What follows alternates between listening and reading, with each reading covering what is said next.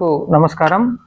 Cyclone Montha మన తీర ప్రాంతానికి దాటే సంభవం ఉన్న విషయం అందరికీ తెలిసే ఉంది. ఈ ముప్పు సంబంధించి నేను మీ అందరితో కూడా కొన్ని విషయాలు షేర్ చేసుకోవాలనుకుంటున్నాను. మనకు ఈ సైక్లోన్ వల్ల మనకు లోతట్టు ప్రాంతంలో కానీ, పాత ఇల్లులో కానీ, పెంకుటిల్లులో కానీ, పాకల్లో కానీ ఉన్నవాళ్ళు దయచేసి రిలీఫ్ సెంటర్స్కి రండి. ఈ సైక్లోను మన జిల్లాలో జిల్లా మొత్తం చాలా హెవీగా రెయిన్ఫాల్ ఉంటుంది. Extremely heavy rainfall. ఈ రెయిన్ఫాల్ ఈ వర్షంతో పాటు గాలులు కూడా ఉంటాయి. తీవ్రంగా ఉన్న గాలులు, ఈ వర్షం, ఈ నేపథ్యంలో పెంకుటిల్లులున్నా, పాత ఇల్లులున్నా, పాకలున్నా, పూరిల్లులున్నా అవన్నీ కూడాను పిట్టగోడలంతా పడిపోయి ప్రజలు ఇబ్బందికి గురయ్యే ప్రమాదం ఉంది. దానికే మీరందరూ కూడా అలాంటి హౌసెస్లో ఎవరైనా ఉంటే మళ్ళీ లోతట్టు ప్రాంతంలో ఉన్న కాల్వగట్ల పైన ఉన్నా కూడా ప్రభుత్వానికి సహకరించి మీరందరూ కూడాను తప్పనిసరిగా మన రిలీఫ్ సెంటర్స్కి రావాలి అని నేను కోరుకుంటున్నాను. జిల్లాలో ఆల్రెడీ 188 రిలీఫ్ సెంటర్స్ని ఐడెంటిఫై చేయడం జరిగింది.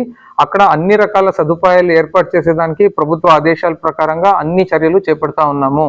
మళ్ళీ రెండోది, వేరే వాళ్ళు కూడాను రేపు మొత్తం మనకు అంటే 28వ తేదీ వర్షం చాలా ఎక్కువ ఉంటుంది, గాలులు కూడా ఎక్కువ ఉంటాయి. కనుక దయచేసి ప్లీజ్ స్టే ఇండోర్స్, అంటే ఇంటి లోపలే ఉండండి, అనవసరంగా బయటికి రావద్దు. మీరు ఇంటి లోపల ఉన్నంత వరకు సేఫ్. మళ్ళీ ఒక్కొక్కసారి సైక్లోన్లో ఏమవుతుందంటే ఫస్ట్ సైక్లోన్ గాలులు వాన వచ్చేసి కాసేపు సడన్లీ ఆగినట్టు ఉంటుంది. యాక్చువల్లీ సైక్లోన్ ఆగిపోయింది అనే ఉద్దేశంతో అప్పుడు కొంచెం బయటకు వస్తే అది మళ్ళీ గాలి వచ్చి అది మళ్ళీ కంటిన్యూ అయ్యే ప్రమాదం కూడా ఉంటుంది. కనుక సైక్లోన్ ఎండ్ అయిన తర్వాత కూడా ఒక 5-6 అవర్స్ అందరూ కూడాను లోపలే ఉండాలి అని నేను కోరుకుంటున్నాను.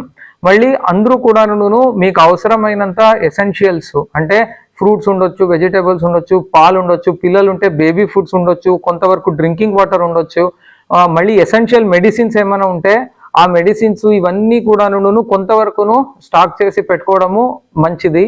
మళ్ళీ మీ ఎలక్ట్రికల్ అప్లయన్సెస్ ఏముంటాయి అవన్నీ కూడా అన్ప్లగ్ చేసి పెట్టుకోండి. అదర్వైజ్ ఒక్కొక్కసారి లైట్నింగ్ ఏమైనా వస్తే ఎలక్ట్రిక్ అప్లయన్సెస్ దెబ్బతినే ప్రమాదం ఉంటుంది.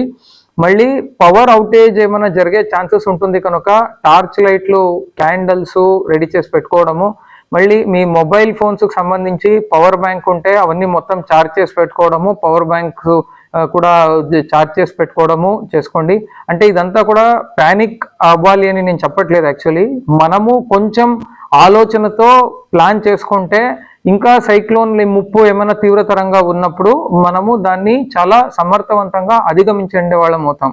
దానికే దయచేసి ప్రజలు కూడా ఈ సూచనలన్నీ కూడా కృష్ణా జిల్లాలో ప్రజలు కూడా పాటిస్తారని కోరుకుంటున్నాను. ప్రభుత్వం ఎవరికి కూడా ఏ ప్రాణ నష్టం కూడా జరగకూడదు అనే ఉద్దేశంతో, అనే నినాదంతో చాలా కష్టపడి పనిచేస్తుంది. సో మీ అందరి సహకారం ప్రభుత్వం కోరుతా ఉంది. Thank you.